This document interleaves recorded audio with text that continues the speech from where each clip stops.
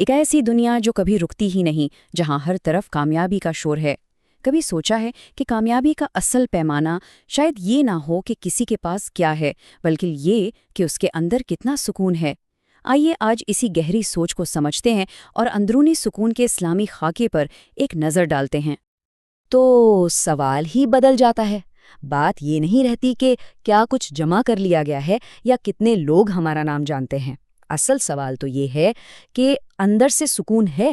اسلام میں اندرونی سکون کوئی عیش و عشرت کی چیز نہیں، بلکہ ایک بامعنی زندگی کی اصل بنیاد سمجھا جاتا ہے۔ تو پھر اندرونی سکون کا یہ سفر شروع کہاں سے ہوتا ہے؟ اسلامی تعلیمات کے مطابق اس کا آغاز خود ہماری اپنی روح کی قدرتی حالت کو سمجھنے سے ہوتا ہے، یعنی اس کے سکون کی طرف جو فطری جھکاؤ ہے۔ اسلام میں انسانی روح کو فطرت پر تخلیق کیا گیا ہے۔ یہ توازن اور پاکیزگی کی ایک قدرتی حالت ہے۔ اسے ہماری روحانی ڈیفالٹ سیٹنگ سمجھ لیں۔ اس کا مطلب یہ ہوا کہ سکون کوئی ایسی چیز نہیں جسے ہمیں شروع سے بنانا ہے، یہ تو پہلے سے ہی ہمارے وجود کا حصہ ہے۔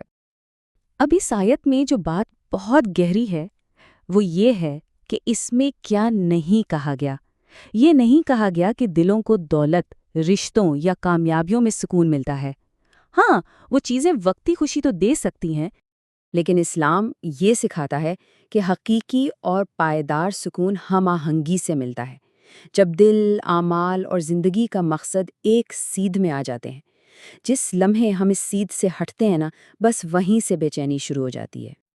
اور یہ بات ہمیں ایک بہت بڑی ذہنی تبدیلی کی طرف لاتی ہے۔ اگلا قدم یہ ہے کہ ہر نتیجے کو قابو کرنے کی ضرورت کو چھوڑ دیا جائے اور اس کے بجائے اس عمل پر اور اللہ کے منصوبے پر بھروسہ کرنا سیکھا جائے۔ آج کل کی زندگی ہمیں یہی سکھاتی ہے کہ سکون حالات پر منحصر ہے، لیکن اسلام اس کے بالکل برعکس سکھاتا ہے۔ سکون مسائل کی غیر موجودگی کا نام نہیں، بلکہ ان کے بیچ میں ثابت قدم رہنے کی صلاحیت کا نام ہے۔ نبی اکرم صلی اللہ علیہ وآلہ وسلم نے مشکلات سے بھری زندگی گزاری، لیکن وہ اپنے پرسکون اور صابر رویے کے لیے جانے جاتے تھے۔ کبھی سوچا ہے ایسا کیوں تھا؟ کیونکہ اسلام ایک مومن کو ایک بنیادی حقیقت سمجھنے کی تربیت دیتا ہے۔ آپ اپنی کوشش پر قابو رکھتے ہیں، نتیجے پر نہیں۔ اور یہیں پر توکل کا تصور سامنے آتا ہے۔ دیکھیں، یہ بے عملی نہیں ہے، بلکہ اس کا مطلب ہے اپنی پوری کوشش کرنا، امتحان کے لیے پڑھنا، انٹرویو کی تیاری کرنا اور پھر نتیجے کو ایک اعلیٰ طاقت کے سپرد کر دینا۔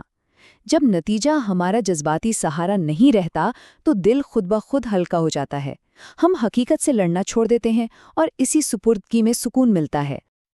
آئیے اب اسلام میں اندرونی سکون کی ایک سب سے مضبوط بنیاد کو دیکھتے ہیں، قدر یعنی الہی فیصلے کا تصور۔ یہ قبولیت کے ذریعے سکون پانے کے بارے میں ہے۔ یہ عقیدہ ان سوالات کا جواب دیتا ہے جو اکثر لوگوں کو راتوں کو جگائے رکھتے ہیں کہ یہ میرے ساتھ ہی کیوں ہوا؟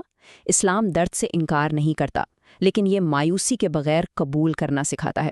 اور یہ قبولیت بے عملی نہیں، بلکہ نقطہ نظر کی تبدیلی ہے جو ناراضگی کو ختم کر دیتی ہے۔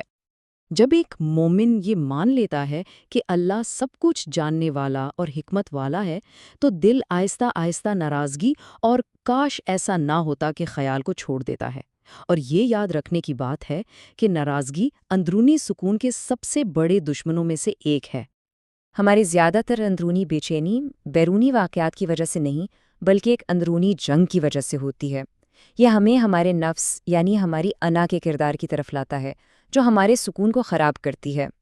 ذرا اس کے بارے میں سوچیں، دیکھے جانے کی ضرورت، ہر بحث جیتنے کی خواہش، ہمیشہ صحیح ثابت ہونے کی ضد، یہ سب نفس کی سرگوشیاں ہیں جو ہمارے اندر ایک مسلسل شور برپا رکھتی ہیں اور سکون کے کسی بھی موقع کو ختم کر دیتی ہیں۔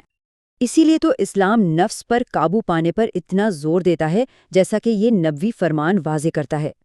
حقیقی اندرونی سکون اس کے مطابق دنیا پر غلبہ پانے سے نہیں آتا، بلکہ خود پر قابو پانے سے حاصل ہوتا ہے۔ اور انا کو خاموش کرنے کا ایک سب سے مؤثر طریقہ ہے سادگی۔ آئیے دیکھتے ہیں کہ اسلام کس طرح اعتدال کو ایک پرسکون ذہن کی طرف براہ راست راستے کے طور پر پیش کرتا ہے۔ اسلام ہر چیز میں اعتدال کی ترغیب دیتا ہے، خرچ کرنے میں، کھانے میں، یہاں تک کہ بولنے میں اور خواہشات میں بھی۔ نبی اکرم صلی اللہ علیہ وسلم نے سادہ زندگی گزاری، اس لیے نہیں کہ ان کے پاس وسائل کی کمی تھی، بلکہ اس لیے کہ سادگی دل کو آزاد کرتی ہے۔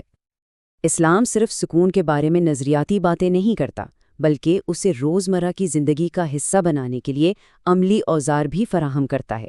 آئیے سکون کے ان روزمرہ کے معمولات میں سے کچھ کو دیکھتے ہیں۔ یہ اعمال صرف بے معنی رسومات نہیں ہیں، یہ جذباتی نظم و ضبط کے وہ اوزار ہیں جنہیں اسلام نے صدیوں پہلے متعارف کرایا، اس سے بہت پہلے کے نفسیات نے ان کو باقاعدہ نام دیے۔ تو اسلام اندرونی سکون پہ اتنا زور کیوں دیتا ہے؟ کیونکہ ایک بے چین دل زندگی کے سفر کو اچھی طرح سے طے نہیں کر سکتا۔ ایک بے چین دل ایک دھندلے شیشے کی طرح ہے جس سے دنیا کو دیکھا جا رہا ہو۔ دوسری طرف ایک پرسکون دل بہتر فیصلے کرتا ہے، لوگوں کے ساتھ مہربانی سے پیش آتا ہے، نقصان کو وقار کے ساتھ برداشت کرتا ہے اور کامیابی کا سامنا عاجزی کے ساتھ کرتا ہے۔ یہ ہماری اندرونی حالت اور بیرونی اعمال کے درمیان سیدھا تعلق دکھاتا ہے۔ ایک ایسی دنیا میں جو زیادہ سے زیادہ کرنے پر تلی ہوئی ہے، اسلام ہمیں زیادہ بننے کی دعوت دیتا ہے، ٹھہرنے کی، گہرا بھروسہ کرنے کی اور مقصد کے ساتھ جینے کی، کیونکہ جب دل میں سکون ہو تو زندگی چاہے کتنی ہی نامکمل کیوں نہ ہو، ہلکی محسوس ہوتی ہے۔